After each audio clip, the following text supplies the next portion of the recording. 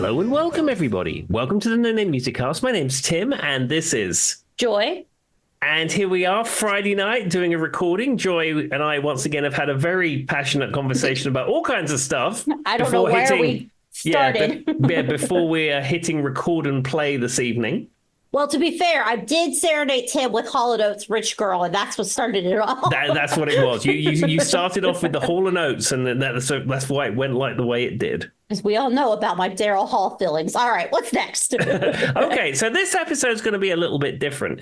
We normally start every episode. Well, we did CD of the week for a while, and we've done other things, but we typically start with a little bit of music news, which is probably 3 weeks out of date by the time you get it. But that is beside the point. But we start with music news. But I decided, doing a little bit of research for this week's episode, there is so much music news this week. So this episode is going to be called In the News. And what we're going to do is we're going to go through each of the news stories that happened this week, and then we're going to talk about a few of the songs of the artists concerned. Okay, that makes sense, because I got a notice earlier that says, Joy, don't Google any music news. And I said, okay. Yeah, because normally, there's a couple of stories or something that comes to my attention I find in the week. I think I'll mention that on the episode. But there was so much going on. I thought, well, the music news is hot this week. The presses literally can't stop pressing new newspapers. And it was time to talk about all of that stuff on one episode. Well, it's ironic you say about the hot, because we talked about, I think 2 episodes ago, like in the South, because we live in the South, there's always second fall or second summer. It goes from like hot, like really hot, to cold, then hot again. And you get your hopes up when it gets kind of chilly. What are we now, Tim? Today would be like third summer, I think, because it got back into like the hundreds again today. Yeah, it's ridiculous. I mean, it was a little chillier this morning. Mm-hmm. But certainly driving home, I had the air conditioner in the car on full tilt. Yeah. And I just had a very enjoyable, quote unquote, enjoyable HOA walkabout meeting talking about grading and removing trees. It's absolutely fantastic stuff. Wow. And walking around, it was very pleasant out there. Well, there you go. But I think it's like, I don't know, we'll probably have 6 summers officially before we get past it around here. Very, very likely. So there you go, Tim. It's hot off the presses. That was my joke, because it's warm outside. Hope everybody got that. I'm sure they all did. All right. We'll just move along. Absolutely. Okay, so the first news article we're going to talk about this week, we're going to talk about Tito Jackson. Sadly, we had to say goodbye to Tito Jackson this week. He, of course, was the guitarist and member of the Jackson 5 and the Jacksons. Yeah, and he had a little bit of a career. He's kind of known as one of the, I guess, really good musicians. You know what I mean, Tim? He was known as more than just a member of the Jacksons, I feel. Yeah, because he's supposed to be really talented, with his craft. Yeah, absolutely. I mean, he was the guitar player of the band, and in fact, when you bring up any pictures of Tito Jackson, he normally has some kind of guitar around his neck, and he could dance while holding a guitar, and that takes skill. Oh, I mean that is a skill. I can jig around on stage, but I'm not doing synchronized dance moves when I'm playing guitar. I like it. They were always edited just a little bit for him, but he somehow made it work. That is skill, though. Absolutely. Well, we had to say goodbye to him, sadly, at the age of 70. I know somebody who met Tito Jackson about a year and a half ago, and he had a new album out that's called Tito Time. I mean, that's an amazing album album name. That's an amazing album name. I mean, it is. I mean, he said, Michael's had his time to shine. Jermaine had his time to shine. Now it's Tito time. I don't know why I didn't think that was, because you've got, what do we have? We have Jermaine, Randy, Janet. Who else is there? Colin. No. LaToya was the one who never did music. Marlon was the other guy, I think. Marlon? LaToya did music. LaToya had albums out. Yeah, but I think she did music, but if you read her biography, she kind of indicated that she was the non-musical one of the family. So maybe she never really got, she was never known like a Jermaine or a Tito, I guess is what she was trying to indicate. Or a Jackie or a Marlon. Yeah, for whatever reason, she didn't seem to, and then their mom's name was Catherine. I do remember that, but. Yeah, and Joe is the father. Yeah, which he's not a great guy. Yeah, there's been many stories about Joe Jackson, but we won't dwell on that. Sadly, Mr. Tito Jackson, he passed away of a heart attack whilst he was driving to Oklahoma from New Mexico. Kind of always a nightmare of mine to have like a medical emergency while you're driving. Yeah, doing 75 miles an hour in 4 lanes of traffic. With many explosions in your car. I tell you that there's explosion after explosion happening, and then you need to pull over. So, those who don't understand that joke, I've talked many times about the idea that cars run on explosions, and we let anyone who can pass a basic test do 75 with mini explosions in a metal box, while the other person driving at them has a mini explosion box. It's mind-boggling to me. Yeah, and it's tens of thousands of explosions every second. 4 or 6 explosions going off in quick succession. What could go wrong? Like it just and the fact that we thought, okay, well, we'll just have a basic test that almost any person can pass, and then we'll give them an explosion box. Here you go. Yeah, fuel and air and an ignition source goes off in a chamber where the explosive gases then pushes a piston down. So and it crazy. Just does that over and over and over. And that's how a car works, from explosions. It's so weird. And it's the strangest thing. I mean, it seems so primitive. It really does. You feel like we would have advanced this. Yeah, I mean, the thought of electric cars or hydrogen fuel cell cars and stuff is stuff that's only really been in the forefront in the last 10 to 15 years or so. Yeah. But to think when the motor vehicle was first invented, which I think is probably around 100 years ago, or probably less. Probably more than that. Well, 1912 would have been like Ford, right? Yeah, so it's maybe just over 110 years ago. So in that time, yes, we've had all these refinements. Yes, cars are safer, and they've got fancy things like electric windows and fuel injection and all this stuff. But the basic principle of the way that they move hasn't changed. It's a fuel explodes and it pushes a cylinder down. Another great thing that Tim will respect me saying on this podcast that I don't understand why we have not fixed the primitive technology is printers. All printers are so primitive. And when you talk to people who work in IT, they hate printers too, because it's much more hardware based and mechanical. And there's a lot of working pieces that can go wrong than like software on a computer. Right, Tim? Sure. And why have we not? And I feel like it's like every printer, everybody, I don't know anyone who likes a printer. The problem you have with a printer is not so much the mechanics of the printer. You can change all the tolerances of the mechanics of the printer. The problem is the paper. Paper is not uniform. I mean, it's cut uniform and it's supposedly a certain thickness. Yeah, like but you got different kind of feelings to paper. But yeah, it's made from an organic source, and it's just not perfect, and that's what the problem is. But I feel like there has to be something we could do. Technology, you know what I'm saying, Tim? Like, this has been an ongoing issue that printers were involved. Anyway, that's another source of primitive technology I think that we need to work on. I don't know what that has to do with this being a music podcast or Tito, but... And the other thing is laser printers bond plastic to paper, and that's how it works. Well, and I was so mind-boggled because we have... the printers, we have printers here, Tim, that are like the sublimation printers. Because, I've got like for those who don't know, I have a secondary business where we print cups and stuff for people.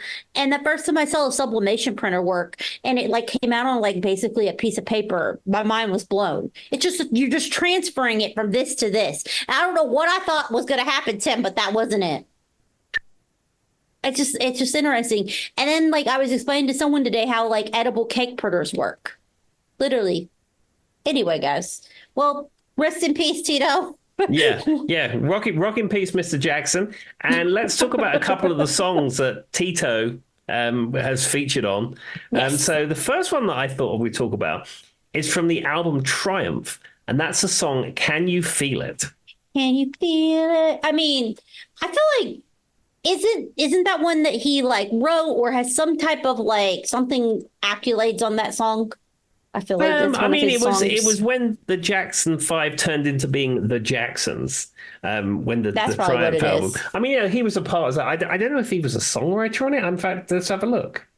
Where are we? View credits. I just know it's known as one of his hits. Do you know what I'm saying? It was written by Jackie and Michael. It wasn't written by Tito. Well, for some reason I equate this song with him, and it's probably because, like you're saying, is when they went from the Jackson 5 to the Jacksons. But also, what a great song. Oh, this is absolutely fantastic. And the video of it is absolutely amazing. Well, and like, I mean, I know we talk about one of the big things if you write music, and this is just known things, is that ability when we talk about good musicians to kind of build tension in a song and then release it, because that feels good to humans. And that's literally the science on it. This is a great example of that. And they're saying it. Can you feel it as they build? And of course, this would transcend if you watch them live too, kind of like a stadium anthem or something of that nature. Sure, absolutely, 100%. But yeah, I knew. Oh, sorry. What were you going to say? No, you carry. It's fine, Karen. Tim's like, you're on a right there. I forgot what I was going to say. So you can take it from here. Well, there we are. Yeah. I mean, this is an album that I very much enjoyed when I was younger. I remember buying a copy of Triumph on CD, and I actually have a CD copy of it now.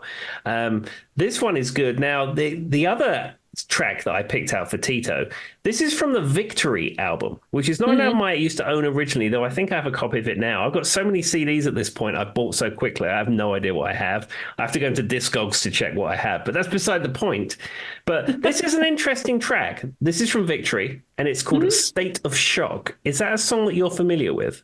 I have heard it. It's not one that I'm super familiar with, but the Jacksons had a Victory tour, right? Sure. But they had a tour named after this album. And I think that this song kind of fit into that tour. That whole tour was kind of, I don't know, grandiose, kind of like I was saying, the stadium killer type music. And I know that this song kind of fell into that realm. Yeah. I haven't listened to it recently, though, not by any stretch, but I just know that this was one of the last tours Michael did, because he had just released Thriller not too long ago. So it was probably mid 80s. They had a Victory tour. Sure, 100%. Now, the interesting thing about State of Shock, as well as the Jacksons, it has Mick Jagger singing duet with them. And you know what? I have to tell you guys. Every time Tim tells me Mick Jagger is singing something backing up in a song, I never knew it until he said it, and then you can't unhear it. Because Mick Jagger has such a distinct voice that me and Carly Simon, she doesn't exist on that track anymore, Tim. I've listened to You're So Vain 1,000 times, and ever since Tim said Mick Jagger is singing the backup, I never once heard it until you said it, Tim, and now I can't unhear it forever. Yeah, you cannot unhear it. And if you listen to State of Shock, you would hear... That's going to be the next one Tim takes from me. Mick Jagger on there. Now, what's interesting is I used to have a bootleg version of this. So they also got Freddie Mercury to sing it. So Freddie Mercury and the Jacksons, the bootleg version of that. I bet you can Google that and find it. It's fine. I mean, it was like a demo taken off a cassette tape. It is probably out there on YouTube if you wanted to find it. I would say, even as a Freddie Mercury fan, I think the Mick Jagger thing fits better. I think it was maybe more, I think he was friendly with Michael at the time, and they were probably just riffing in the studio and seeing what happens type thing. Well, to be fair, I have seen that Freddie and Michael have been friends before, but I will say Mick Jagger has a very distinct sound, a very distinct voice. Even when he speaks, you hear it, right, Tim? Yeah. But he does have a nice voice for doing those backup vocals, and that's why he stands out. Because while he can be that guy who's the center stage, when he's singing backup, he does a really good job of kind of drawing that in. So I can see that working on many albums. And now I'm going to never hear this song again without thinking State of Shock. Oh, there's Mick Jagger. Yep, there he is.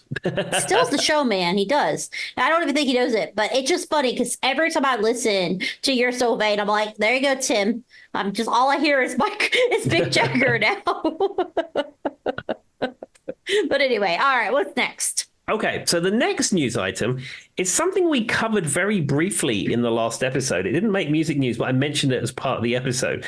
But I figured if we're doing a news episode, this one had to be mentioned again. And maybe this is the big music news of 2024 so far. I don't think there's a bigger news story in the world of music news than this. Okay. Now, this is Australian band The Beards. I knew it was coming. Are getting back together. Now, they're a beard-based band that sing all their songs about beards. They broke up a few years ago. They put a very honest thing on their Facebook page saying, you know, they're all in character, and they all have beard names: Johan Beard Raven and Facey McStublington, and they're all playing these characters. So many puns. Yeah, they're all playing these characters, and they posted a very honest thing where they were not even in character, and they said, "Hey, we've loved doing this. This has been a lot of fun. It's 10 years of our life, but we cannot afford to do this anymore." Okay. Well, I mean, that's fair. At least they were honest with the people. Yeah. So they did a reunion gig 6 months ago, a year ago, something like that. So some venue that was close to where they are. But they are back. Now, I don't know if this is a long-term reforming thing, because in the comments, people said, oh, are you going to play here? You're going to play there? And they said, no, we're only playing this. So they are playing the Blues Fest in Byron Bay in 2025, April 17th through April 20th, the long Easter weekend. And it says, we are stoked to be dusting off our beards to play the final ever Blues Fest Byron Bay in 2025. And the tickets are on sale. And see, they probably put it so far out because if any of them had shaved their beards, they needed time to regrow them out before they performed, Tim. That's true. That's true. Now, you can bring up on YouTube a video of their final ever concert. And they uploaded it to YouTube over COVID just as like a gift to the fans. Because originally you could only buy it on a USB stick, which was in the shape of a beard comb. It was funny. Course. And but over the COVID period, they uploaded it, and I've seen it many times. And as I said before, yes, it's like Weird Al style comedy music, but they're actually talented. But they're first and foremost a really good band. And indeed, like the first song I want to talk about is one I've mentioned before. You should consider having sex with a bearded man. Pull the video up on YouTube. The video is absolutely hilarious. It's a shot-for-shot recreation of that Prodigy song. Yeah. And the funny part is this is the one that Tim kind of taught me about the beards of it. He was like, one day he just sent me a thing, it was like, Joy, watch this video. And I'm like, what am I watching? Yeah. And all of their songs are good. I mean, I like a lot of their songs, but that is probably by far my favorite. And Hannah and I said that, you know, we bought a lottery ticket 3 weeks ago when it was the Powerball for $2 billion or whatever it was. And I said, and when we didn't win, I said, I'm not going to get to see the beards. Darn. We should. I mean, maybe you should just buy one more this weekend. You know, you never know, Tim. You Absolutely. Never know. I mean, I just love to see the beards. In Virginia, you could feel good about buying lotto tickets even if you don't win. Do you know where the money goes, Tim? To education. Public schools are funded in Virginia by the lottery. Well, that's absolutely fantastic. So I will spend maybe $5 on a couple of lottery tickets, and if I win, I'll be hanging out with the beards. And if not, you sent it to help kids get education. There we are, and learn how to grow beards. I'm sure that's part of it, biology or something. Yeah.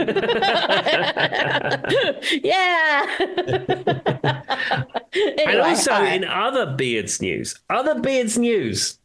So, what a statement. As you know, I'm a collector of compact disc format music, something I like. I loved that years ago. I sold them all stupidly and bought a guitar that I then had to sell. And then in the last 7 or 8 years, I've been super into it and I've been collecting again. And I've got so many, mostly due to when I play a gig, I normally buy 1 or 2 CDs with that money. And I go around thrift shops where they basically can't give them away. Fair enough. So I decided that I would try and collect all the albums of the Beards. Now, it's tricky because they weren't on a label. And the vast majority of their albums were probably sold on merch tables or on their website rather than being distributed by a distributor. The album that Consider Sex with a Bearded Man features on is called Having a Beard is the New Not Having a Beard, which I think is probably their best album. And I think that had some distribution deal because you can find loads of those on eBay, Discogs and stuff. And in fact, I even found one in a thrift shop round here. And I was so surprised. Shop? Yeah, I think it was the YMCA thrift shop in Blacksburg. That one is the best. That is my top thrift shop. Yeah. I was so surprised to find a copy of that Beards album. So I have a copy that I bought off eBay, like for regular price. And I've got another one I got for $1. So you never know when you might need 2 copies of a Beards album. Anyhow, so I've got that. I've got the Beard album, which the cover is all furry. I got that off eBay. And there's another one. I think it's called Beards. And I imagine so it's a play on girls, right? Yeah, and I got that off eBay. And again, I $20 or whatever. And there's 2 that I don't have. There's one which is their debut album called The Beards, and then there is their like retrospective compilation called 10 Long Years, One Long Beard, and it's a 2 CD set. Of course, it is. It's a greatest hits, and it's a live album. And I've been looking on Discogs. Discogs, if you didn't know, it's like eBay, but it's for people who buy physical media. Yeah. And then there's people who sell records and things. So in case our listeners didn't know. So I've got searches. I like me, like Joy, no, in case our listeners said no. Yes, there are other people who are listening. All right. So I have searches for both those set up, and they haven't come up with anything. And I was talking to Hannah the other day about the beards. And I thought, do you know what? Let me have a look. So I looked on Discogs, and again, those searches I have hadn't come up with a thing. So I went on US eBay, and lo and behold, they had a copy of 10 Long Years, One Long Beard, brand new. And it was in Australia, obviously. Well, yeah. And it was 50 Australian dollars, which is, by the time you had shipping and stuff, it was about 40 something US. I think it was $41 US, something like that, I paid for it. And I was like, when else am I ever going to get this? This is so hard to find. Horrible price either. Yeah. So I hit buy it now, and it said it was going to take 2 months to get here or something. Tim's going to cry because it's been stuck in customs for 2 days. Absolutely. Well, I say once I get it, I only have one left, and I'll have the entire bearded set. I mean, this is hot off the presses, everybody. This is important news. Yeah. I mean, in beards news, I mean, this is it. I mean, I'm sure there's not too many people, and say in the United States, certainly in the state of Virginia, who's currently looking to expand their collection of beard CDs. You never know. We can't. And we have been speaking about the beards now for what? 6, 7 months at least. You probably affected at least one person, Tim. Yeah. Like I said, I mean, I like Weird Al and stuff, but there's something about them. I find them really charming and hilarious. I just got that, and I feel like they match Tim's humor. Tim has a very distinctly, I don't want to say it's a British humor because it's a little bit of, it's not super British, but you have a very like interesting wit that you like. So I think they fit that. Yeah, it's because like Johan Beard Raven, the singer, and he'll say, "Okay, thank you, ladies and gentlemen. That was blah blah blah. Okay, the next song we're going to do for you is about beards, and it's just it just fits you, Tim. I'm not surprised because he's fit me down the beards rabbit hole now, and now I'm an aficionado. There we are. Well, I would say to you that if you wanted to dip your toes into the bearded waters, the Having a Beard is the new Not Having a Beard album is where you need to start. It's available on all the streaming services. And as I said, we've spoken about the single, which the video on YouTube is hilarious. You should consider having sex with a bearded man. But also their Let It Be, if you will, there's just nothing better than a beard. It's like it's a big, massive power ballad. And he talks about all the things he's done and all the things he's seen and all the things in the world, but there's still nothing better than a beard. I mean, that fits their whole thing, right? It's Absolutely. very, very on brand. Yeah, I'm going to wonder if I could bring the lyrics. Maybe I could quote you some lyrics. Oh, give us your best Sleepy Time Tim as a bearded person. Somebody out there is going to be like, what's Sleepy Time Tim? It's a whole thing. It's a whole thing. Tim is officially the person you want to sing lullabies to your children when they go to sleep or something like that. Absolutely.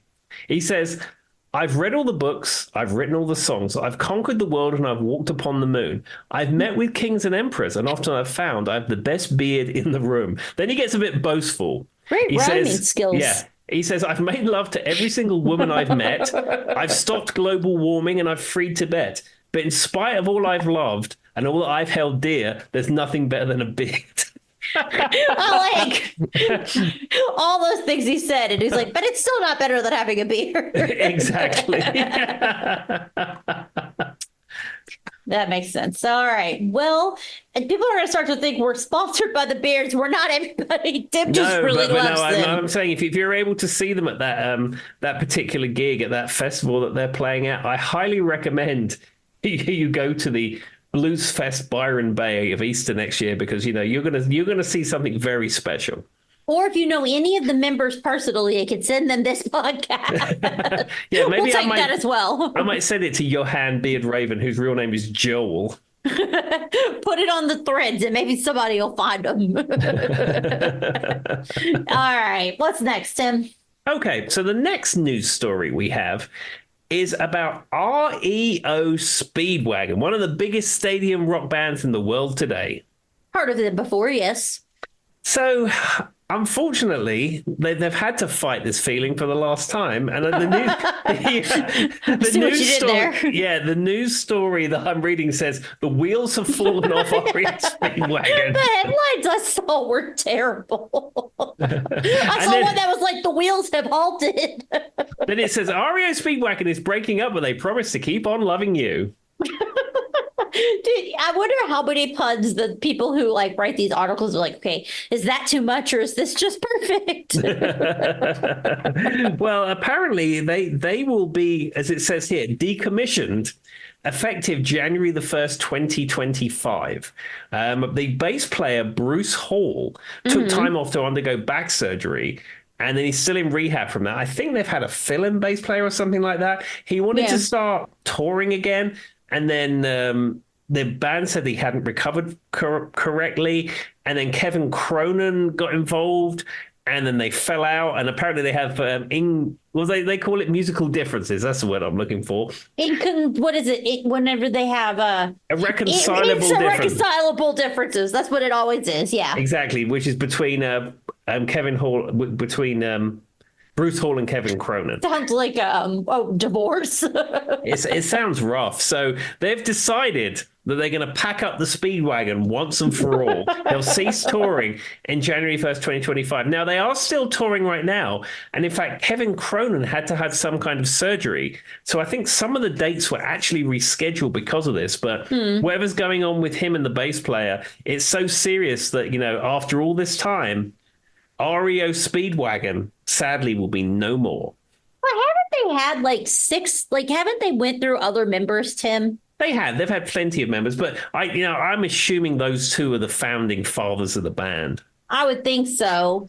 I mean, because they were from Illinois originally. I know that much. And obviously Neil Doughty or whatever his name is, right? He's like the original founding member. I know him for sure, but I'm not 100% sure about the rest. But what's funny is that you said that about the puns. I kept seeing headlines and they all had like, what was like the wheels have halted or something. Yeah. Oh, yeah. I was like, you guys are loving this. But do you think this is an official, we're actually breaking up, or are we breaking up and we will never see each other again until hell freezes over unless the money is enough? Well, I mean, I don't think in 5 years' time, well, for one, anyone's going to offer them Eagles money to reform because it's already. Well, they might not even be Speedwagon alive. Yeah. And then that's the other thing is they're all older. They're probably all in their late 70s at this point. I mean, it sounds horrible, but what? They came out in the 60s? They came out in 1966, the Speedwagon. Let's see. Sorry, guys. It's as much as we hate to say it, the 80s weren't 20 years ago, Tim. Well, they were, but carry on. He refuses to talk about that. And Joy believes the 90s were only 10 years ago. And that's great. Year 2000 was 5 years ago. We covered that on the last episode. But, I mean, I don't know how old Neil Doughty is, but he's probably pretty old. Sorry, dude. It's just the truth of the matter. I don't know. But I don't even think I knew REO Speedwagon was still together. Well, I saw REO Speedwagon at the Roanoke Civic Center 10 years ago or so. It was Ted Nugent, REO Speedwagon, and Styx. And I went for REO Speedwagon, but the best people on the day was Styx. I've heard they put on a really good show. They were absolutely fantastic. That doesn't surprise me. I mean, I don't know much about but REO Speedwagon is one of those bands that you could turn on the radio now at anywhere in Southwest Virginia and they're playing. Oh, and they're going to be playing one of their hits, absolutely. I mean, the songs that I've chosen for REO Speedwagon, the first one is the one that you could turn on any FM rock station right now, anywhere in the country, and you could hear "Keep on Loving You." I mean, it was one or two, Tim. It had to be one or two, which is like a ballad that I think has been used in a bunch of weddings and every American, anybody in the 80s, I feel like, who got married, this was one of the choices. Oh, absolutely. And, it's a huge hit and it's a great song for good reason. But it's one of those songs that's incredibly overplayed, too. Have you played this in bands? No, I haven't, because it's a lot of keyboards in it. And most of the bands I've played in typically don't have keyboards. That makes sense. So I guess you probably don't get a lot of REO Speedwagon then. No, I don't think I've ever played any REO Speedwagon songs. And plus, I don't think they were the same phenomenon in the UK that they were here. Well, you've played in quite a few American bands now too, so I feel like interesting. I don't know. I feel like I guess because there's such radio banter and they're in movies and like I said, everybody getting married, I would assume it would have filtrated into the cover band life, but I guess not. And plus, Kevin Cronin is such an amazing singer. He has such a high voice. It's hard for somebody to pull that off. Some of the people I've played in bands with are really good singers, but they're not Kevin Cronin in his prime good. And if you're trying to recreate a studio track, you're trying to recreate the best take of the day when that person was in their prime. Yeah, I mean that is a good point. There's very many people I know that can pull off that chorus. You're good on you're telling the truth on that one. Absolutely. We have had some people who would try, but we'd rather they didn't. Yeah, I was in a band a few years ago where songs like this were tried and it was not good. And then you have to sit there awkwardly while you play your guitar and your eyes twinging a little bit. But anyway, Absolutely. Fair enough. That's a good point. I don't know. It's just kind of one of those REO Speedwagons up there and, the ultimate classic rock hits for everybody.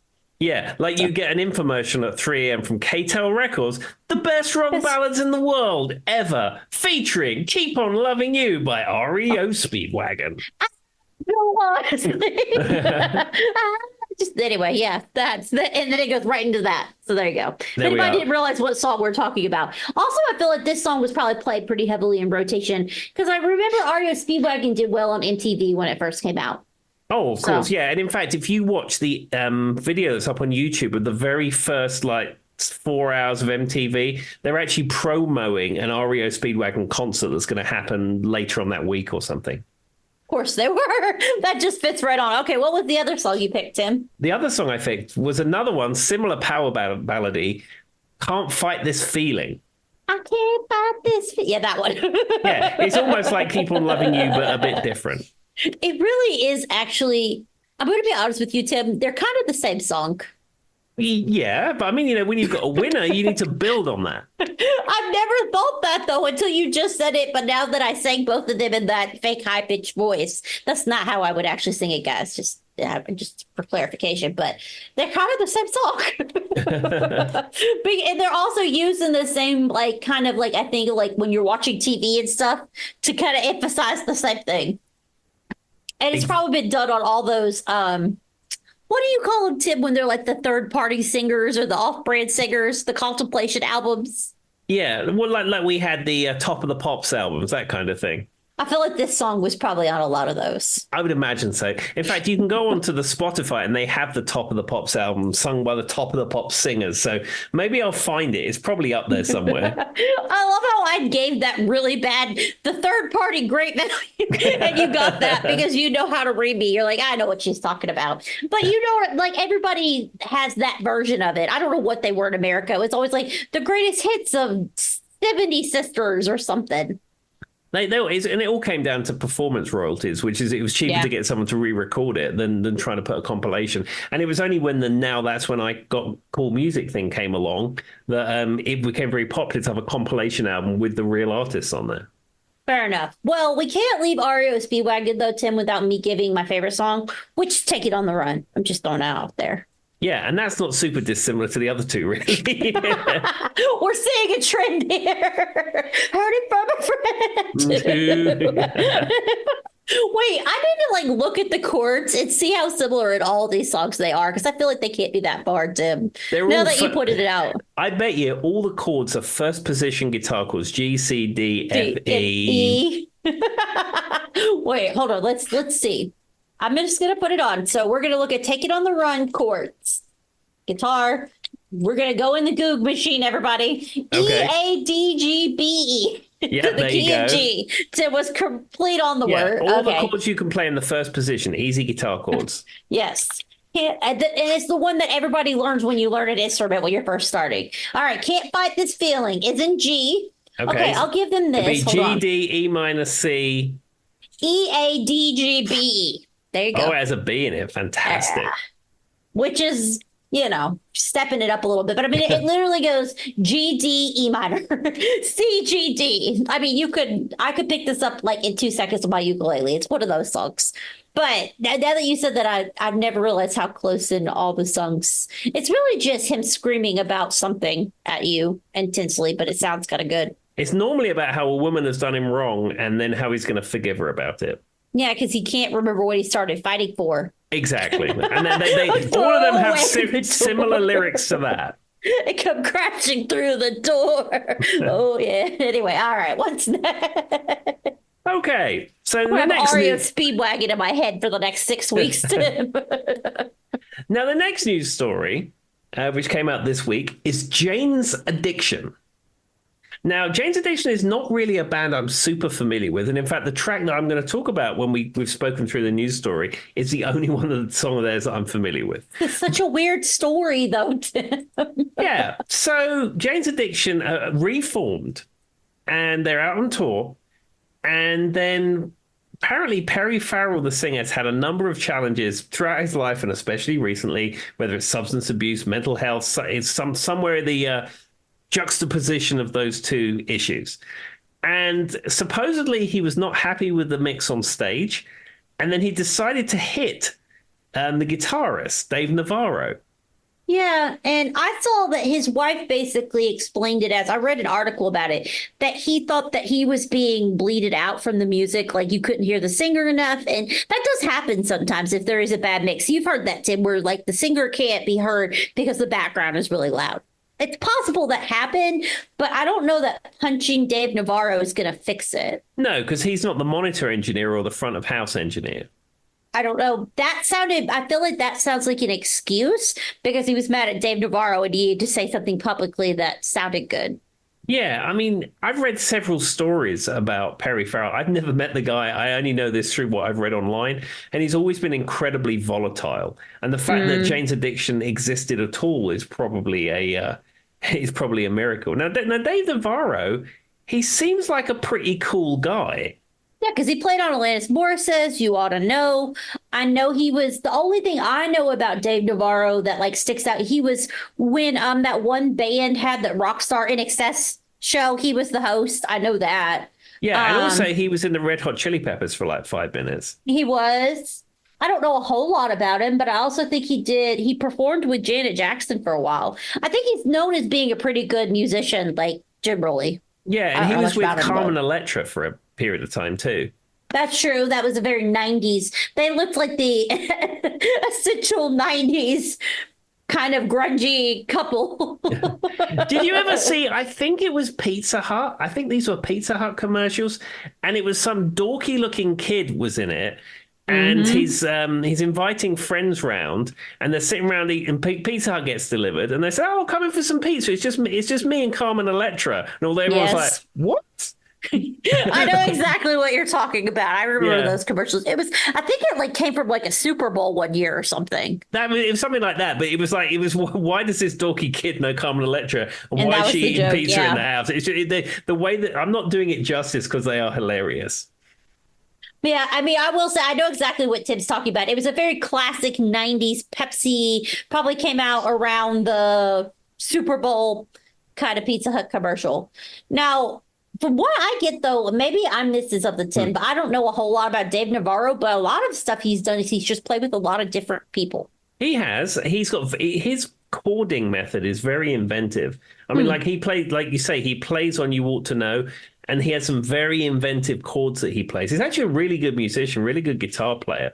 And if you watch the video of this Perry Farrell breakdown where he hits Dave just seems to be concerned about him. It's just like, hey, buddy, let's just figure this out. And Perry Farrell seems to be the one who wants to be in the attack mode. But have you ever seen Perry Farrell? Have you seen pictures of him? He's kind of a weird looking dude. I'm not going to lie, Tim. Yeah, he's a unique looking individual, it's fair to say. No, he looks like a vampire. Let's just say it. Well, there you go. In case anybody's wondering, for some reason, the man just looks like a vampire. Because he kind of has this, like, I don't know. Just go Google him, guys. I don't want to sit here and diss this man, but he reminds me of a vampire.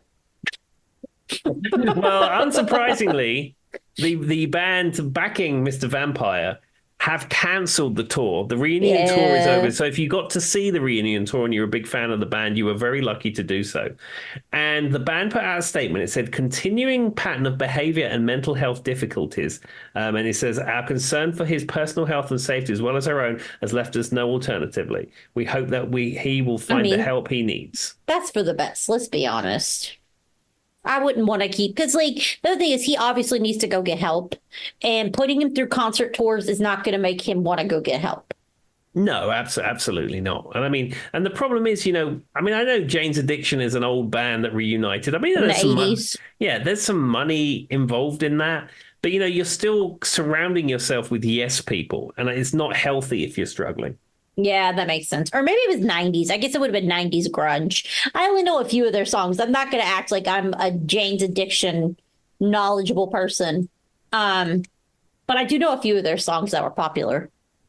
Absolutely. Well, I'm going to just mention one song, which is the only song I can think of for Jane's Addiction. It's probably the only one I can think of, too. Yeah, Been Caught Stealing. There you go. That's the only Jane's Addiction song I have. I was given a Jane's Addiction album a few years ago, and I heard it, and I was like, well, it's all right, but it's not really my thing. I kind of struggle with Jane's Addiction the same way I struggle with the Red Hot Chili Peppers, ironically. They all sound like album filler to me. Absolutely 100%. Chili Peppers is like 4 songs, in my opinion. The rest of it is just filler. Okay, well, I'm glad that I don't, I'm not the only person who feels that way, but that's how I feel about Jane's Addiction, too. And Big Caught Stealing is probably the only song I know from them because it was their #1 hit in the Billboard charts in the 90s. Absolutely. Well, I said, even that around the time when I was watching MTV, that was a song that was like on heavy rotation on MTV. Isn't the music video about like someone like robbing a grocery store or something? I think so, yeah. I've seen it before, but I wouldn't like, you know what I mean? I wouldn't be able to place it off the top of my head. I think that there's something like, it's like a humorous music video and it's something about somebody robbing a grocery store, which fits because, I mean, the song's about stealing. So exactly. It all comes full circle. And being caught. Fair enough. Fair enough. All right. What's next, Tim? Okay, the next story. This is something that we spoke of, but I wanted to include it just so we can talk about these songs. So, Mr. Dave Grohl, the nice man of rock and roll, good old Dave, and it turns out that he's fathered he has a a child. confession to make.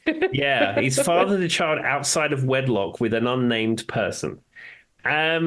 As we said before, this is Grohl family business, and it's not really our business to talk about, but we're going to talk about it anyway. But it made national news, so we're going to talk about it. Yeah, so, I mean, as we said at the time, maybe they had an arrangement. Maybe they were separated. Maybe, who knows what's going on there? It's their personal business. However, according to our friends at the Huffington Post, apparently Dave Grohl's wife was very shocked at this news. So I think it was probably came out of nowhere, as it were. I saw a headline that she may have stopped wearing her wedding ring. Have you heard that? I saw a headline on like one of those kind of far out magazines. So whether it's true or not, I don't know. Might have been the Daily Mail or something, but I did see something. Yeah, and I also read that Dave Grohl has kept a divorce lawyer on retainer. I mean, I feel like if I was rich and married, I probably would at least have a prenup or some type of divorce lawyer on retainer. Yeah, I mean, it's a rough situation for everyone. I mean, it's rough for Dave Grohl's wife because he's obviously cheated on her, and that is terrible. I feel like that's probably for me. I was going to say, as a woman, that would be kind of, I feel like, yeah, the cheating thing sucks. But I feel like the harder part would be the fact that the whole world has to know. Sure. Because you're married to a rock star. You know what I mean, Tim? That's almost worse. Because then it's like everybody's up like that in and of itself might make you want to just kind of separate from that life. I hate to say that because we like our rock stars and, everybody wants to be famous. But that adds just a whole nother level to what could have been a personal conversation between a wife and a husband is when you have to involve the entire world. I mean, this is the second time we're talking about it on our little indie podcast in Virginia. Yeah, because if it's like Colin and Doris from number 12 down there, and they've got the same thing going on. Who knows about it? The family does, and that's where it ends. Yeah. But because it's Dave Grohl who you see playing these massive stadium shows, and people love the Foo Fighters. And, it surprised a lot of people because Dave is seen as such a nice guy. But isn't this what his first wife said ended their relationship? Yeah, he I think he was cheating with somebody, and that's why his first marriage failed. So, there might have been some indicators there. But anyway, Absolutely. I what mean, songs did you want to talk about? yeah. Well, let's talk about the music. So there's two songs. They're not ones that we spoke about. Well, we may have spoken about one of them on our Foo Fighters episode. The first Fine. one is the cover of the song "Have a Cigar." Okay, I am familiar with that. Yeah. I don't know that we talked about it though. I don't think it came up. Okay, so it's the version that you want is on the Mission Impossible 2 soundtrack. And it's a Okay. cover of the Pink Floyd song Have a Cigar. Curiously, it's sung by Taylor Hawkins. It's not sung by Dave, though Dave does That's play. when we talked about it. When you were talking about Taylor Hawkins, that's when it Yeah. came up before. Yeah, though Dave is playing guitar on it. Mhm. And of course, who's playing guest lead guitar? Mr. Brian May. I knew that was coming. So, Have a Cigar is an interesting thing because Charlie really likes the Wish You Were Here album from Pink Floyd. So I have a really fond memory of the first version. But their version's great. And I really like Taylor Hawkins as a singer. I feel like whenever I hear him on things, it's just really interesting. He's not like the world's greatest singer or anything, but I think he's a good showman. Oh, well, absolutely. I mean, he had a band called Taylor Hawkins and the Coattail Riders, and then he also had some other music projects as well. He was, a great singer, great drummer, great performer. Very tragic what happened to him at such a young age. But yeah, this is a great track. I said the version that they have on Spotify, which is on one of those sort of outtake album things that they have from the Foo Fighters, is not the version with Brian May playing on it. The one that you need is on the Mission Impossible 2 soundtrack, and I don't think that's on Spotify. I think I've only heard it on YouTube. Yeah, you can get it on YouTube. But I mean, I have a physical copy of it, but it's such a good version. I mean, the Pink Floyd song is great. I Yeah. don't know. This just rocks harder, and I think it's a really good version. And Brian May plays on it. I mean, you might have some biases there because of that whole piece about Brian May, but Tim has a very special place in his heart for Brian May. But I will say, I do like their version better. I can agree with you on that. I just find them to be apples and oranges, if that makes sense, Tim. It's kind of hard for me to compare because I've heard both versions quite a bit. Mm-hmm. And for me, I don't know. Pink Floyd is one of those bands that I've almost heard them so much that I'm kind of like, meh. To them. That sounds terrible. So maybe I have some biases and would rather just hear the Foo Fighters version because I've heard the other version so much. Yeah. I don't know if that's true, but does that make sense? No, It's hard for me to judge. No, it makes perfect sense. I didn't grow up. No, I'm married to a man who loves things like Pink Floyd and anything like that's dramatic like that. So he loves to play that album. So it's kind of like though I still find this so humorous, Tim, when he kept playing the Flash Gordon album and I was like, who's singing on that? And he was like, no, he had never picked up that he was doing the Flash Gordon album. And I'm like, Tim would be so disappointed in you right now. Like the heartbreak you just put that poor man through. It's like, what are you talking about? He had the album. It says it on it, Tim. Like we had like the actual vinyl version of it. Charlie was every time I turned around, it was playing for like 6 weeks straight. And I'm like, who's performing this? No. What do you mean? It sounds just like them. Anyway, that's what my life is like. Fabulous. Well, let's talk about another Foo Fighters song I want to bring up. right. And now this is a cover by the Foo Fighters have covered it, and this is a cover of the song Baker Street. Which I don't think that was a TV show, right, Tim? Well, it's a song originally by Jerry Rafferty, and it's sort of loosely talking about I can't even think of the guy's name. Who lived on Baker Street? It's on the tip of my tongue. Sherlock Holmes. Oh, is that what it's from? I knew Yeah. it related to something like a book or a movie or something. 221B Baker Street, which is where Sherlock Holmes used to live. And I've read all of those books. Now you get old guys in your brain. It just doesn't always work. I knew it was related to something because I was like, isn't Baker Street based off of something? Okay, so that's what it is. Sherlock Holmes. Yeah, so they did a cover of Baker Street. Now, it was originally on a record store day release called Medium Rare, and it was only available on vinyl records in limited quantities because it was like one of these record store day exclusives. Yeah, it's kind of random, to be Yeah, honest. but they also released it on the UK CD single of My Hero. It's a 1998 CD single, and it was added as a bonus track on there after the fact. Huh. So is Baker Street like in London? Is this like a very large street, Tim? I don't know. Isn't it close to like Madame Tussauds and stuff like that? It's near that area. I think that there's a bank at that location now. I've been past it a few times. Well, there you go. Of course, Sherlock Holmes wasn't a real person, so I mean, he didn't actually live at Baker Street. Well, unless you believe Alan Partridge and he says about him, he thought he was a real person. But that's a story for another time. I mean, I read those Sir Arthur books, and I still don't think that some of the stuff he said in there was true.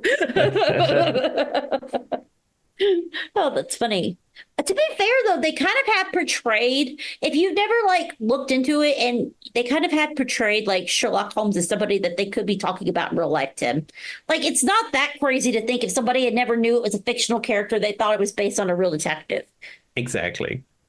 I'm not saying that, that's what Alan Partridge thought, but No, in the radio series of Yeah. Knowing Me, Knowing You, he goes on this whole thing about how he liked the Sherlock Holmes books, and then the person who he's talking to said, it's fiction, right? It's an act of fiction. He says, no, no, no. I mean, blah blah blah, Moriarty, and but how was he able to detail his own death? And it's like, didn't win an Oscar, did you? What happened? That's perfect Tim humor. Yeah. Stop Tim Dodge humor. That's funny. But there you go, guys. What we learned about this, Joy forgot what Baker Street was about. There So we Tim are. reminded her. All right, what's next? Okay, your next news story. This is Justin Timberlake. Good old JT. Yeah. So he recently was caught driving under the influence, a DUI, as they call it in the United States, or in the UK, they just call it drink driving. Fair enough.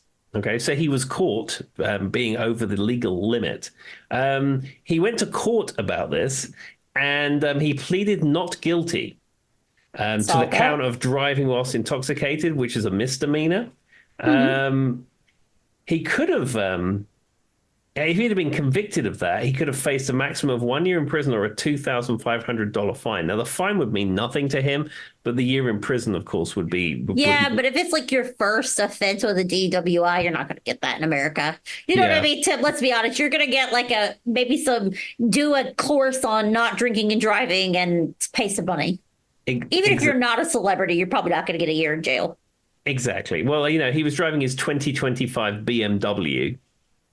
My favorite part of this story, though, is when, two things. One, I just have to say, as a Britney Spears advocate, it all comes full circle because there's that famous video of him telling Britney to stop drinking.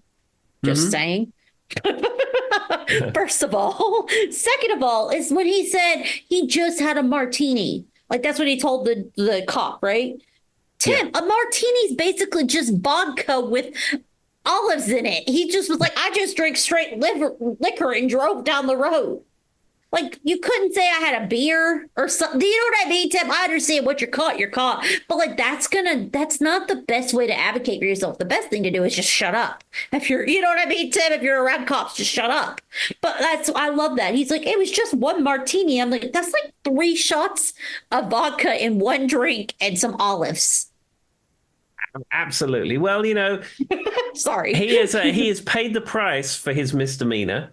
He has to do 25 hours of community service. He has to issue a PSA type thing saying, kids, don't drink and drive. And he's been fined $500, which he probably had in loose pocket change.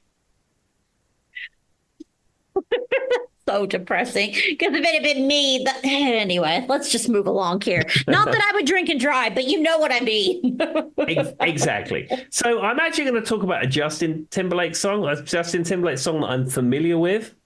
And this is the song Can't Stop the Feeling, which is from a film I've never seen called Trolls. Trolls. I love the trolls. So the trolls are literal trolls. And it's a whole thing about saving their world and how music does it. And he sings in it. And then Anna Kendrick, who's also in Pitch Perfect, is the other character. And she sings in it. And there's just a lot. They do some cute versions.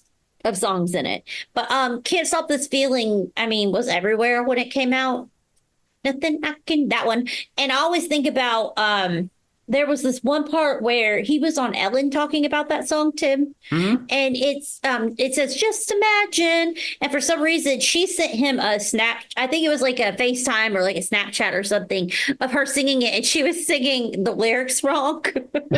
She was saying, instead of just imagine, what was it she was saying? It's electric. It's electric. It's electric. And he was like, so he was on her show and she's like, did you like that video I sent you? And he was like, well, yeah, but you said the words wrong.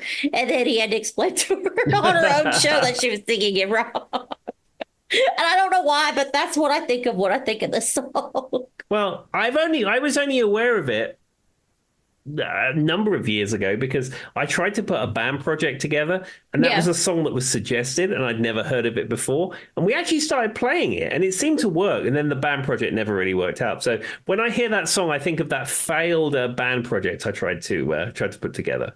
Well, that's what Tim thinks of, and I think of Ellen DeGeneres. There you go. Very different situations. Absolutely. Now, All unsurprisingly, I don't have any other Justin Timberlake songs. I can name some. There's Sexy Back. If we're going to go back to NSYNC days, we can do Dirty Pop. Anyway, all right. What's next? Okay, so the next one, we're going to talk about John Bon Jovi. He's been in the news. So he was filming a video on a bridge in Nashville with a film crew. Mm-hmm. And there was a lady there who was on the edge of the bridge contemplating taking her own life, sadly. And John Bon Jovi went over and had a chat with her, and he got her off the ledge. Well, there you go. I mean, I've seen like a headline about it, but I didn't read too much into it. But what an interesting story. Yeah, and he apparently identified what was going on. But, John Bon Jovi actually does a lot of good work. He has these, like, kitchens where he feeds unhoused people and feeds people who can't afford to buy food and things like that. And he doesn't press release it or anything. He doesn't make a big deal of it. It gets the press find out about it, but not through anything that he does because, that's how he likes to give back. Yeah. I mean, I've heard good things about him. Kind of like, sadly, we were talking about what's his face from the Foo Fighters? Dave Grohl earlier. He's got a really good, and then John Bon Jovi has a lot of his own restaurants too, yeah, right? That's the thing. Yeah, he has these restaurants where you can pay as much as you can afford and all this kind of stuff. So even this story, he didn't make a big deal of this. He didn't get interviewed about anything. I think they released the footage or something, the people on the bridge. And they identified it was John Bon Jovi, and I think then it was confirmed it was him. But, he did a good thing. Just went over, had a chat, and said, hey, let's have a chat. How you doing? That would be so weird, though, if she didn't know who he was when he came and talked to her. Like, because, no offense. Like, I know John Bon Jovi, his music. I kind of know what he looks like. But at this point, he's a little bit older, and he just looks like an average dude with blonde hair. Yeah, I might not recognize him on the street. I may not. I think I probably would. I don't think I necessarily would. He does have like kind of the shaggy hair and stuff, but if he's just walking and I wasn't thinking about, hey, that's John Bon Jovi, you know what I mean, Tim?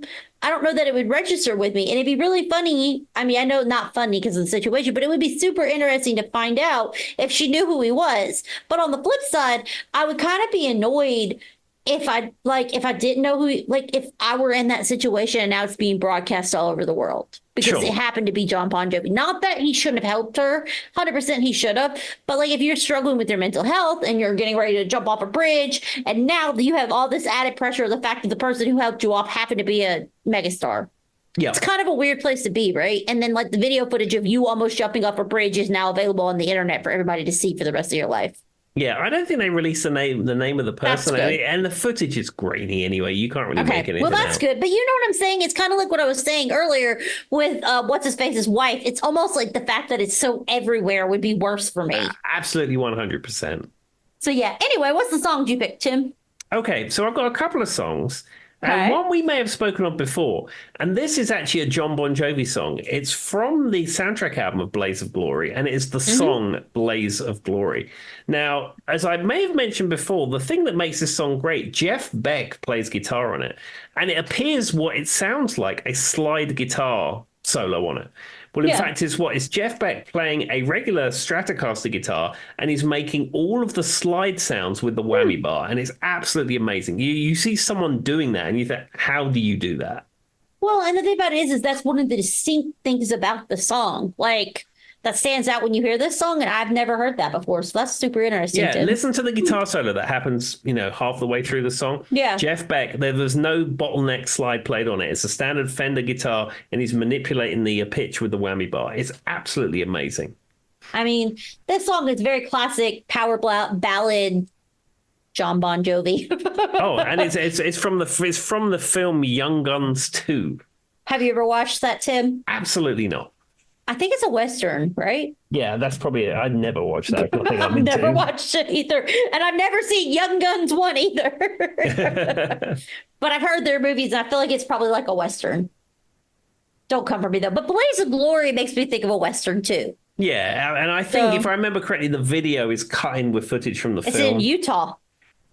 I know that. It was filmed in Moab. So in Utah, that big, like all the famous when you see like the arches and stuff and the kind of like dirt, like the big arches, a lot of times they're filmed in Moab, Utah. And what's weird is recently, and that's where that one's filmed because it's got like the famous arch or whatever. But what's weird is recently there's like a famous arch that you see a lot. It just like sunk away in a sinkhole. Interesting. In Moab.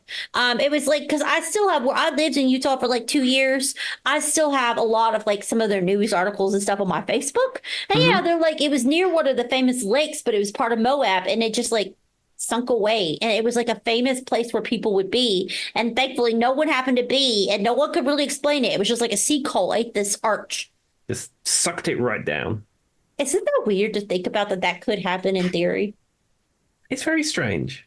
We'll put that up there with light years and how engines work. Now I'm going to think about sinkholes for the next 6 years. Yeah, sinkholes are the next thing. But yes, that was where it was filmed. That is Moab. Because and the reason I knew that is because it's like a famous thing that they talk about when you live in Utah. Oh, John Bon Jovi. Just like the high school that's right down the road from where Charlie's grandparents live was for High School Musical.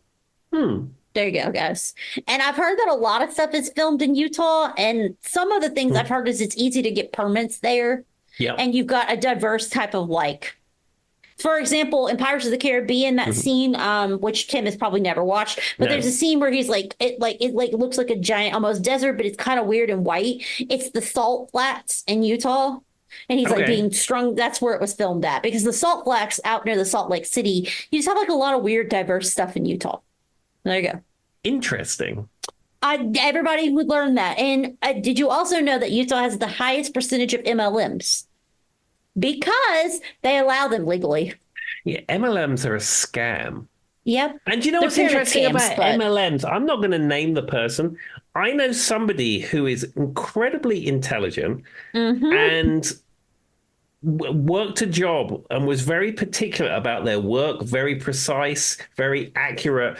The person, you would, the kind of job that they were doing, if you made some kind of mistake with what I was doing, deferential. Yeah, they would be the person who'd come to you and say, this is not correct and that's not correct. A very particular, very professional person. And that person has got involved with an MLM. And I'm like, what are you doing? Don't you realize this is a scam? Man, it's brainwashing. Somehow they brainwash these people. I don't get it. But Utah has very easy business laws. That's why recording there is so easy and getting permits and stuff, Tim. And they literally just, MLMs are allowed. Like, it's just free range. There's no laws against it. So a lot of your MLM scams, and that's also why, and this is true, you guys can Google it, I'm not making this up, a lot of the influencers and stuff that promote MLMs on social media are in Utah. Yeah, it's just preying on people who think they're going to get rich.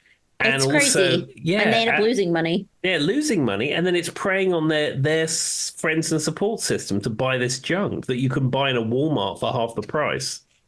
Like leggings, that's a big one.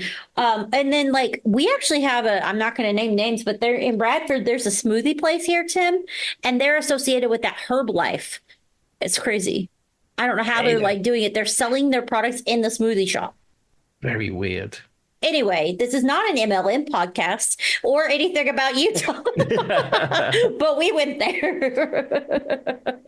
All right. Well, what do you want to, how much do we have left, Tim? Do you have any other news articles? I have one more news article, which we'll close the episode out with. So this is big news in Southwest Virginia. Because something like this has not I knew happened this around was here going to be the before. finale. Yeah. So, Metallica.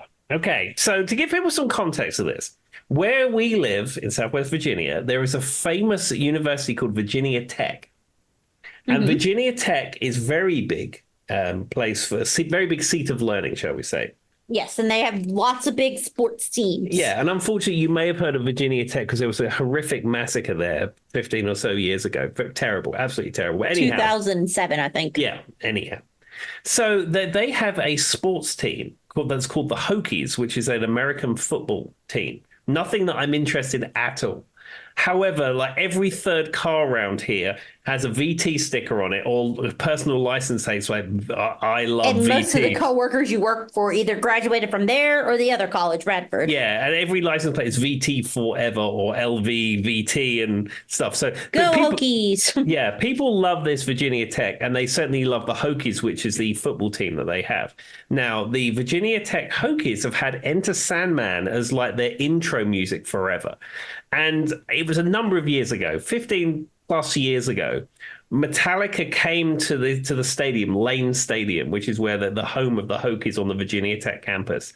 And I think they played Enter Sandman at a football game. Correct. But they just played the one song. Yep. Now, Metallica are currently on a world tour, the M72 World Tour, and they're playing huge stadiums. And they've extended this tour out. And unbelievably, they're going to play in Lane Stadium, Blacksburg. And I just want to tell you, if you don't live around here, it's not as jarring as it is for me. But you bring up the tour dates, and it's like Philadelphia, Yankee Stadium, Toronto something Dome, Lane Stadium, Blacksburg. It's like, what? Well, and to be fair, it isn't a huge stadium that houses thousands upon thousands of people, like Tim says, and then 300 days of the year it sits unused. We have a great place for stadium tours to come to. Like when I saw the Backstreet Boys DNA tour, that was a stadium tour. When I saw Elton John, Yellow Brick Road, that was a stadium tour. Those are the last two of the last few years I could think of. Yeah, Lane Stadium should be done. Yeah, I looked at it. It holds 60,000 people. It's a huge football stadium. And their facilities are world class. Their facilities are on par with any of these big places where you've seen music. We just don't get it. Yeah, but for some reason, Virginia Tech and the town of Blacksburg don't want to put these events on. But somehow, Metallica is coming. I think what it was is that Metallica has a new merch deal with Virginia Tech. So there's actually even a shop in Blacksburg. I know exactly what you're talking about. Where I work, that just sells Virginia Tech merchandise. And they've got this new deal where the Metallica logo and the VT logo are together. So that was a press release a little while ago.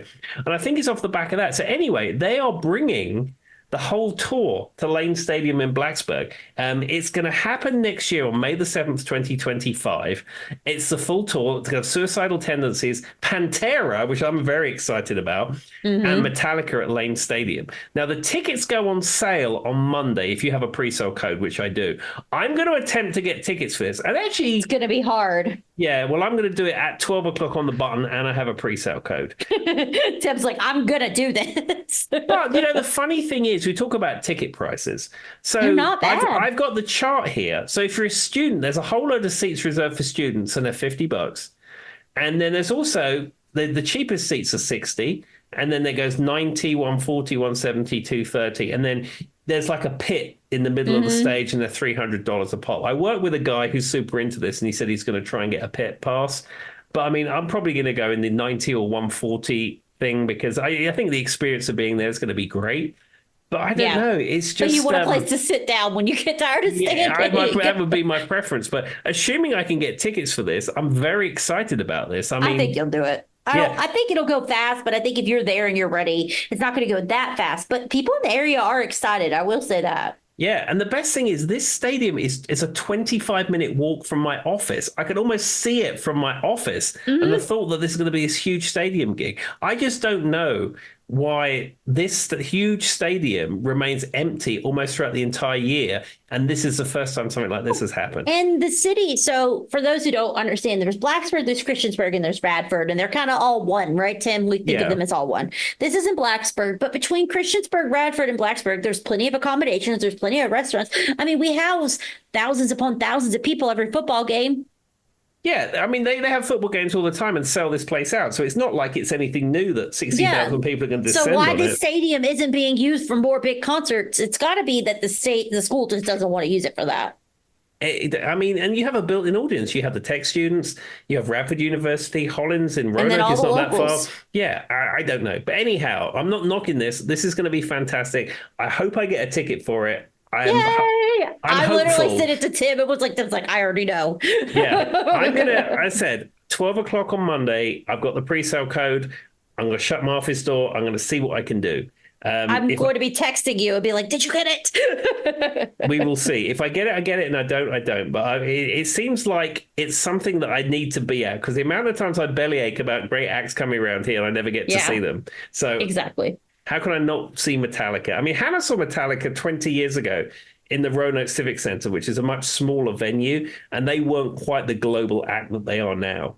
Well, to be fair, Molly, who's been on the show, my best friend, has seen Metallica, and she was just talking about how great it was. And her parents are trying their hardest. They really want to get tickets. And Molly's parents are big Virginia Tech fans, so this is like, their whole thing. But she said that when she saw them, it was one of the best concerts she's ever seen. So yeah. There you go.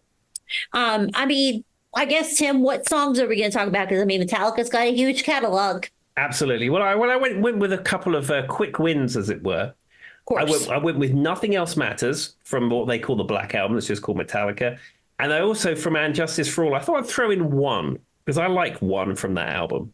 That's a good choice. I will say Nothing Else Matters is probably the first song that comes to mind for me when I think of Metallica, because I think of that intro where he's just like, nothing else matters. Like that specific line is one of the most distinct kind of music songs for me. I guess, you know what I mean? In their kind of repertoire. And also it's probably one of their bigger radio hits. Sure. The interesting thing about Nothing Else Matters is the guitar solo is played by James Hetfield, and it's not played by Kirk Hammett. Is there a reason for that? Did they want that? Or like, did he just sit out? Do you know? Well, I mean, Kirk Hammett has got more of a widdly kind of guitar sound. James Hetfield isn't really a soloist, so he probably can play guitar solos just fine. But it's a lot more simplistic and bluesy, and I don't know if it just fits the track better. No, so it was just a choice. I wasn't sure if like he was like sitting out or something. That makes sense. Of course, Metallica was one of those bands that said they were never going to play again like 3 different times, right? Yeah, of course. I mean, that's what you have to do when we're in the realm of rock and roll. Like until hell freezes over, but then the dollar signs keep coming in and so on and so forth. Yeah, we won't work together again. Until, does that say 3 billion? Maybe I'll show up. All right. Why did you pick the other song, Tim?